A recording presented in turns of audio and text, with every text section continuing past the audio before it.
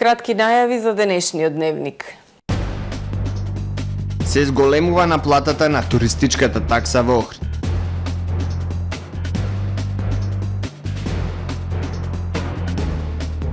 Првата година од мандатот на Пецаков и локалната власт во знакот на протоколарни средби и фестивали, ништо од реализацијата на ветувањето, обвинија од СДС.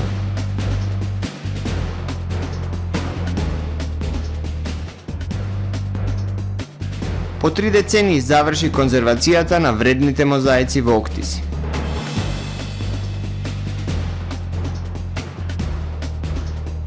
Филмот "Каде си Адаме" пред охридската публика. Тренд на зголемување на нападите од бездомни куќиња. Со дневникот започнуваме по временската прогноза. Останете со нас.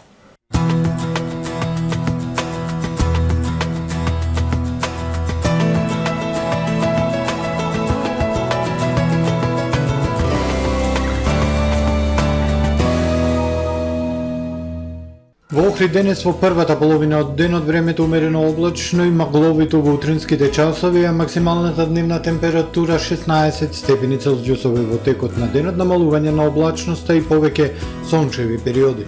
Во текот на ноќта кон среда ведро и свежо со пад на температурите. Утре во западна, северозападна, северна и североисточна Европа. Времето умерено облачно и нестабилно со врнежи од дожд проследени со засилен ветер. Во останатите делови од стариот континент стабилно време. Ќе има зголемена облачност, но ќе биде релативно топло за овој период од годината. На Балканскиот полуостров во среда времето претежно сончево со локална облачност и топла. Максималните дневни температури од 15 до 20 степени Целзиусови на Балканот. Во Македонија во среда студено и магловито утро по котлините и долините. Во текот на денот претежно сончево време со локална облачност и топло со умерен слаб југоисточен југозападен ветер. Минималните од -2 до 9, максималните од 14 до 21 степен Целзиусов. Во Охрид во среда свежо утро. Во текот на денот претежно сончево време. Минималната температура 6, дневната 16. Во четврток и петок умерено облачно време со сончеви периоди, минималната 7, односно 6, дневната 14, односно 13 степени Целзиусови. Во сабота свежо утро со температура од 5 степени, во текот на денот претежно сончево време со локална облачност. Дневната температура 15 степени Целзиусови.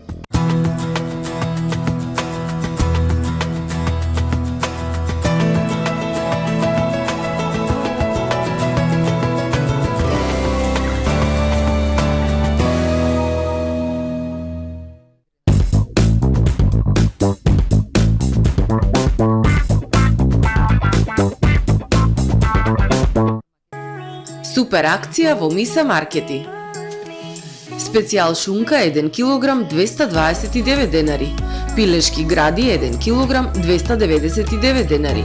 Чадена свинска печеница 1 килограм 389 денари. Баварија Ајдамер 1 килограм 499 денари. Лосос котлети 600 грама 249 денари. Метро пастрмка 1 килограм 329 денари. Слога замрзнато пилешко бело месо 269 денари. Пазарете со мерак, ваши Миса Маркети.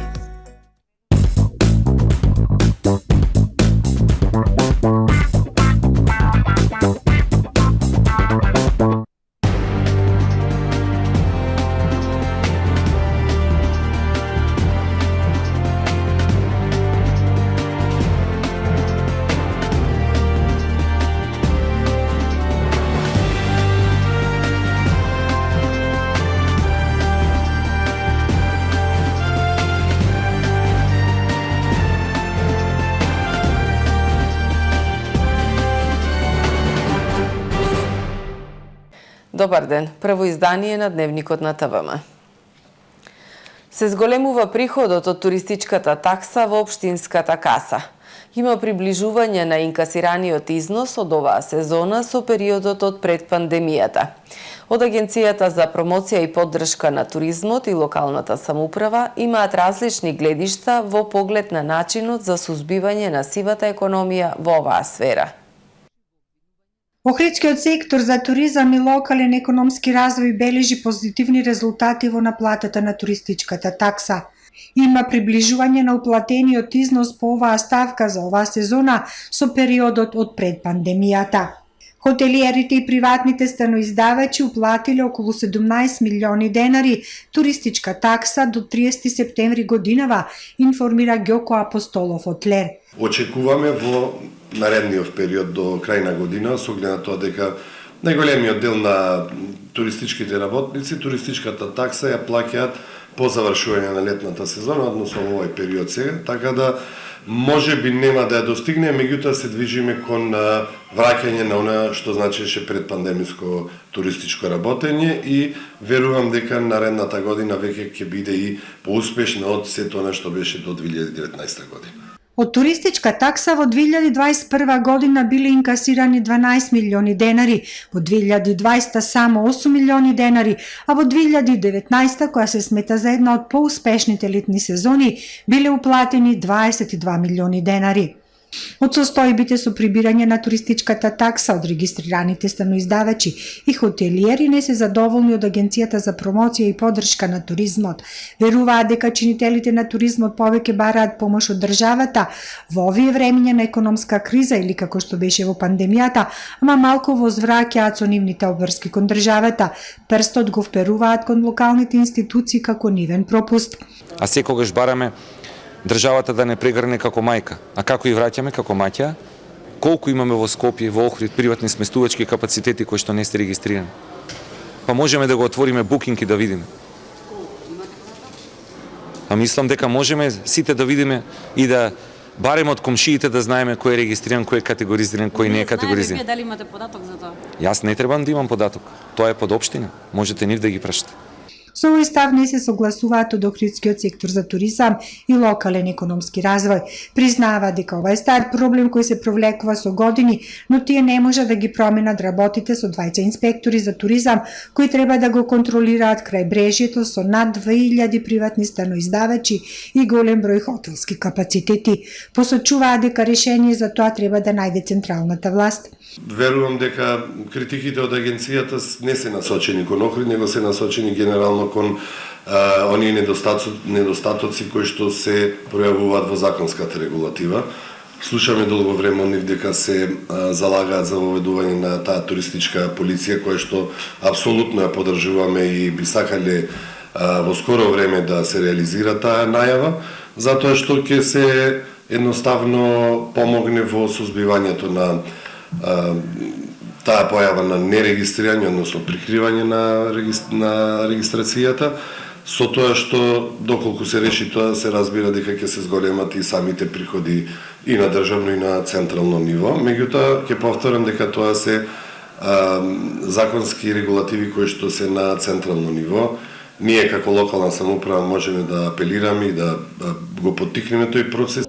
Во Охридската локална самоуправа по основна туристичка такса се инкасирани над 15 милиони денари од хотелите, а од приватните станоиздавачи 1,5 милиони денари од почетокот на годината до 30 септември. Овој процент е приближно ист во споредба со приходот по овој основ од минатата година. Првата година од мандатот на градоначалникот Пецаков и локалната власт во знакот на манифестации, фестивали и протоколарни средби, манипулација и популизам, а ништо од реализација на ветените проекти, критикуваат од општинската организација на СДСМ Охрид. Пецаков не може да ги реализира готовите проекти кои ги затекна, а се уништува и она што веќе беше направено како улицата Асном, кажа председателката на општинскиот огранок Карлеска Деспотовска. Општинската организација на СДСМ Охрид со критики до локалната власт за работењето во првата година од мандатот. Многу ветувања, многу очекувања, никаква реализација. Ако поутрото се познава денот, промените нема да донесат светла иднина за охриѓани. Задна состанува година на многу протоколарни средби, никаква реализација на ветените проекти за развој на градот и подобро живење, кажа денеска на пресконференција председателката на Охридскиот огранок на СДСМ Кристина Крлеска Деспотовска. Затоа и отчетноста на Пецаков беше далеку од очите на охриѓани. Далеку од оние на кои му дадоа доверба. Оваа локална власт не работи за граѓаните и не одговара пред граѓаните. Одговара само пред својот партиски лидер Мицкоски. Да го подсетиме Пецаков дека е избран од народот. Крлеска Деспотовска подсети на дел од проектите што ги ветуваше Пецаков во неговата изборна програма. Двекатни гаражи, партерно уредување на плоштадите Крушевска република и Свети Климент Охридски, адреналински парк, градски систем за велосипеди, велосипедска патека Охрид Свети Стефан. Подсети на ветувањето дека градежните активности на булевар Македонски просветители ќе завршат на 1 јуни. Додаде дека неизвестна е реконструкцијата на улицата Гоце Делчев, за чија реализација има готов проект со обезбедени средства од владата. Ако градоначалникот не може да реализира готови проекти, може ли да очекуваме да реализира собствен проект? И тоа што беше направено, Пецаков дозволи да се уништи. Граѓаните беа сведоци на пропаѓање и уништување на една од најубавите улици во Охрид, улицата Асно. Наместо ослободување на Кеј Македонија од сите неадекватни содржини, граѓаните ова лето беа сведоци на контролиран хаос и панаѓур со сите нишани во центарот на градот. Вети развивање на зелена агенда и зголемување на зелени појаси во општината. Даде збор дека за секое исечено дрво ќе бидат засадени 5 нови дрва во рок од 5 дена. Поминаа 365 дена. Мнозинството во Советот на предлог на градоначалникот носеше одлуки со кои во буџетот ги скрати безмалку сите средства предвидени за капитални инвестиции, посочи Крлеска Деспотовска. Праша колку е долгот на општина Охрид и што се случи со борбата со дивоградбите. И ветуваше борба против дивоградбите и почитувањето на препораките за зачувување на статусот на УНЕСКО. Се прашуваме, дали повеќе нема дивоградби или можеби повеќе нема правосилни и извршни решенија за отстранување на бесправно изградени објекти. Или можеби УНЕСКО повеќе не представува приоритет на градоначалникот. Локалната власт во најголем дел од првата година од мандатот времето го потроши во обвинување на адреса на претходната власт и кон владата, криејќи ја својата неспособност, кажа претседателката на Охридските социјалдемократи, и порача на локалната власт да започне да го реализира ветеното. По 3 децении заврши конзервацијата на вредните мозаици во Струшко Октиси. Монументалната базилика од римско време, откриена пред 1 век, конечно изложена за јавноста. Конзервираните мозаици се поставени во новоизградените конаци на црквата Свети Никола во Октиси. По 30 години заврши конзервацијата на ранохристијанската базилика од 5 век во Струшко Октиси. Станува збор за монументална базилика од римско време, откриена пред 1 век. Мозаиците од 100 метри квадратни дел од непроценливото културно наследство во земјава се конзервирани на најсовремен начин, сочувани и презентирани пред јавноста. Се набави и за прв пат во Македонија алуминско саќе на кој се презентирани. Ова саќе е набавено од Алта Вила Вечентина во Италија и за прв пат на овај нов начин е презентиран мозаик во Македонија. Изработена е изложба на зидовите, која ги представува вредностите и значењето на базиликата. Извршена е делумен ретуш на мозаикот, заштитен е со средства кои што не дозволуваат продирање на влага. Конечно дојде денот да се вратат на своето.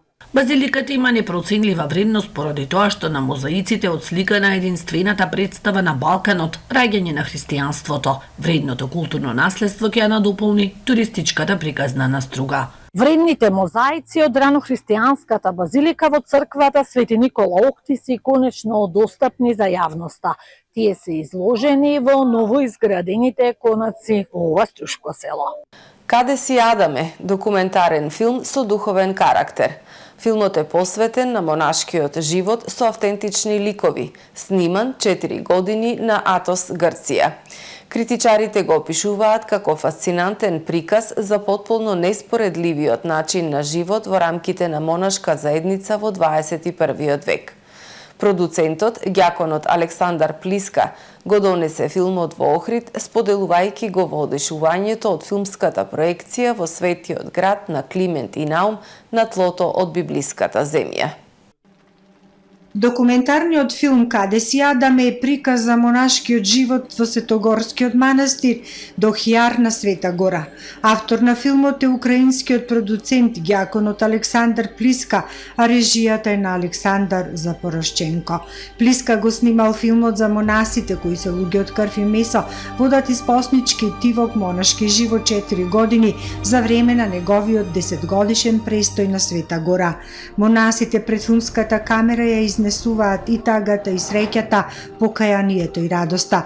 Плиска напоменува, филмот нема пораки до гледачите и остава слобода секој да се сретне лично со херојот. Это послание, эти мысли рождаются у нас. До таа порака се доаѓа кога нешто ќе не допре. Важно ни беше секој да излезе слободен по гледањето на филмот.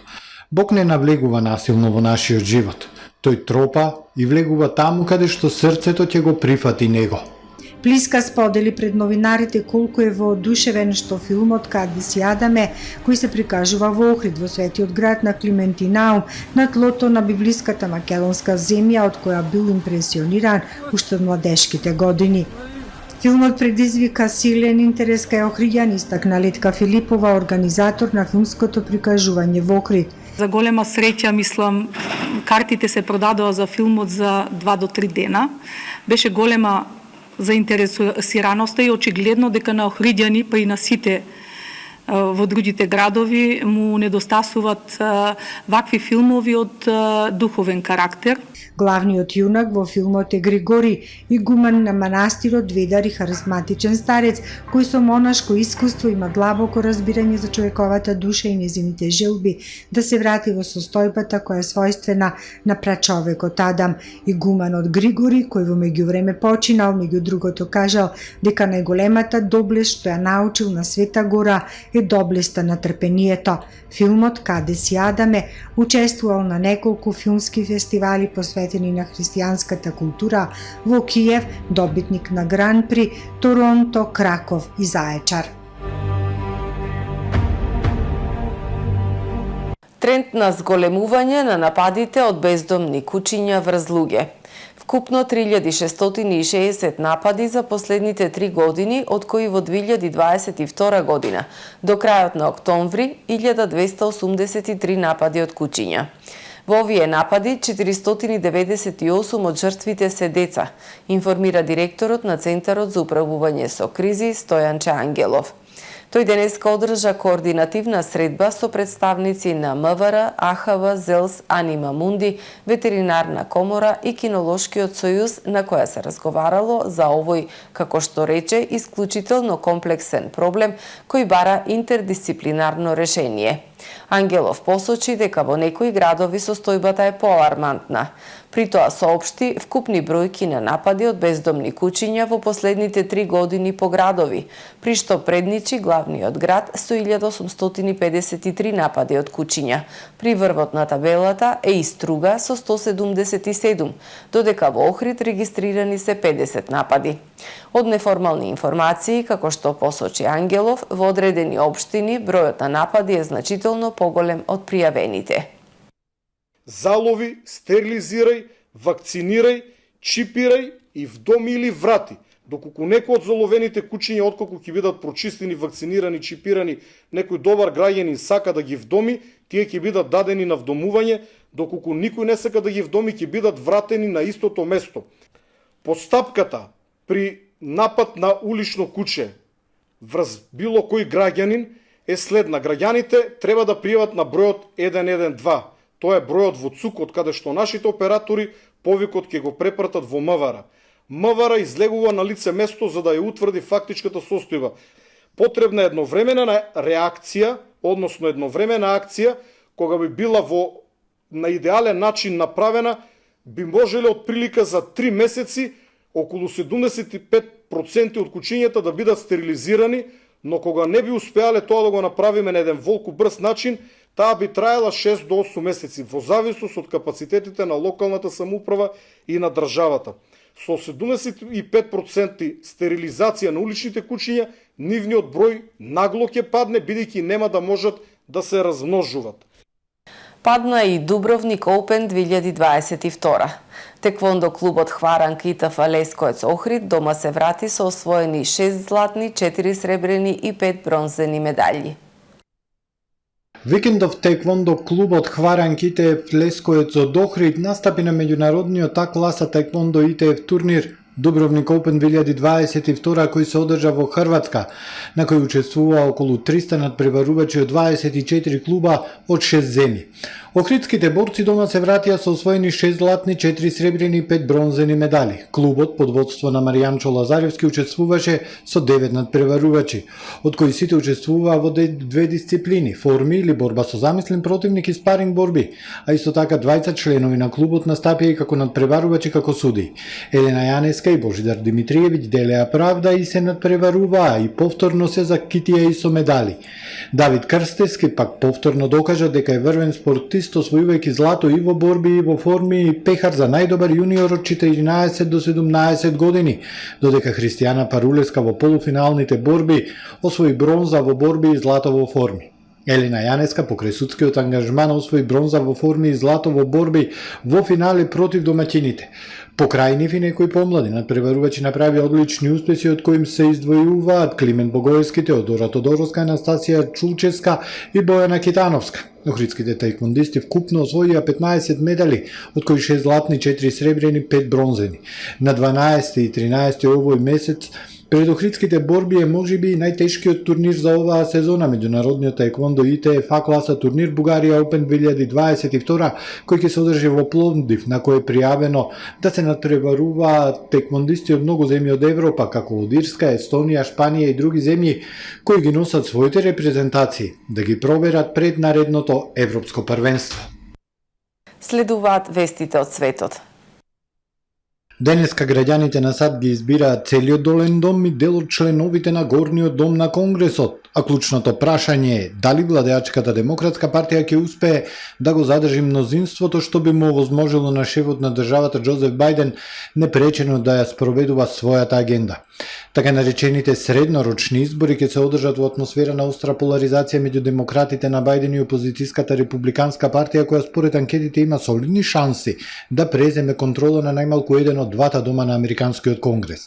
За републиканците главното прашање во кампањата е високата инфлација во земјата, а за демократите правото на абортус, кој беше во центарот на вниманието, бидејќи Уставниот суд на САД ја укина универзалната заштита на правото за прекинување на бременост на крајот на месец јуни. Една од главните пораки на демократите е дека ќе го заштитат правото на абортус. Резултатот од изборите може да влијае и на односот на САД кон руската војна во Украина, бидејќи некои републиканци во кампањата најавија намалување на помошта за Киев во случај на победа на изборите, пренесуваат светските медиуми. Советникот за национална безбедност на САД Джейк Саливан потврди дека каналите за комуникација меѓу САД и Русија остануваат отворени покрај војната во Украина.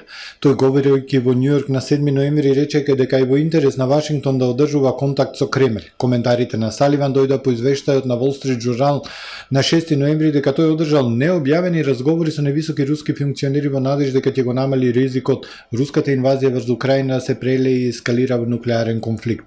Во претходен медиумски извештај на Вашингтон Пост се вели дека Вашингтон приватно ја охрабрува Украина да сигнализира отворено за преговори со Русија, додека State Department соопшти дека Москва ескалира војната и дека сериозно не сака да се вклучи во мировни преговори. Саливан отпатува за Киев на 4 ноември и вети непоколеблива поддршка на Вашингтон за Украина.